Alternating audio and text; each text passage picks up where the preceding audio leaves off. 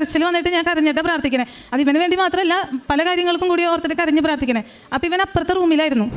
അപ്പോൾ ഇവൻ പെട്ടെന്ന് എൻ്റെ അടുത്തേക്ക് ഓടി വന്നിട്ട് പറഞ്ഞു, അമ്മ എൻ്റെ വയറുവേദന മാറിപ്പോയിട്ട് അതിന് എനിക്ക് വയറുവേദന വരില്ല എന്ന് പറഞ്ഞു. അപ്പോൾ ഞാൻ ആദ്യം കാര്യമാക്കില്ല, എന്തിനീ കൊച്ചു പറയാനാവോന്ന് ചോദിച്ചു. അപ്പോൾ ഇവൻ എൻ്റെ മടിയിൽ വന്നിരുന്നിട്ട് എൻ്റെ മുഖത്ത് വന്ന് പിടിച്ചിട്ട് പറഞ്ഞു, അമ്മ എൻ്റെ വയറുവേദന മാറിപ്പോയി എനിക്ക് വരില്ല എന്ന് പറഞ്ഞു. അപ്പോൾ ഞാൻ കാര്യമാക്കില്ല.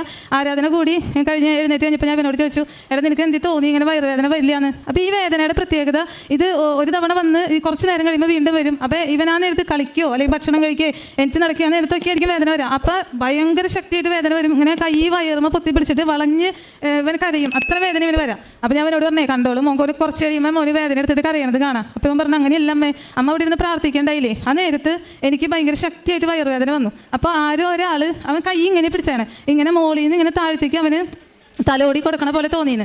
അപ്പോൾ ആദ്യത്തെ തലോടെല്ലാം വേദനയുടെ ശക്തി ഇത്തിരി കുറഞ്ഞു. എന്നിട്ട് അങ്ങനെ ആരോ ഒരു 5-6 പ്രാവശ്യം വയറും ഇങ്ങനെ മോളിൽ നിന്ന് താഴ്ത്തേക്ക് തലോടി കൊടുക്കണ പോലെ അവന് തോന്നി. ഓരോ തലോടെല്ലാം അവൻ്റെ വേദനയുടെ ശക്തി കുറഞ്ഞ് ലാസ്റ്റ് അവൻ്റെ വേദന മുഴുവനായിട്ട് മാറിപ്പോയി. ആ നേരത്താണ് അവൻ എൻ്റെ അടുത്തേക്ക് ഓടി വന്നിട്ട് പറഞ്ഞേ, അമ്മേൻ്റെ വയറുവേദന മാറിപ്പോയിന്ന്. അപ്പോൾ ഞാൻ ആകെ ഭയങ്കര അത്ഭുതമായിപ്പോയി. അപ്പോൾ ഞാൻ അവനോട് പറഞ്ഞു, നമുക്ക് വൈകുന്നേരം വരെ വേദന വരുന്നുണ്ടോ എന്ന് നോക്കാം.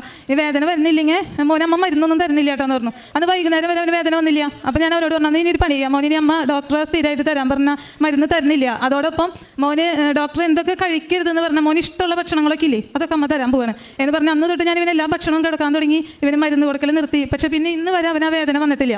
അതാണ് ഞങ്ങളുടെ ആദ്യത്തെ അനുഭവം. അതിനുശേഷം ഇവിടെ വന്ന് ഞാൻ ഉടമ്പടി എടുത്തു. ഉടമ്പടി എടുത്തതിന് ശേഷം ഞങ്ങൾക്ക് പിന്നെ ഒരുപാട് അനുഗ്രഹങ്ങളായിരുന്നു കിട്ടിക്കൊണ്ടിരുന്നത്.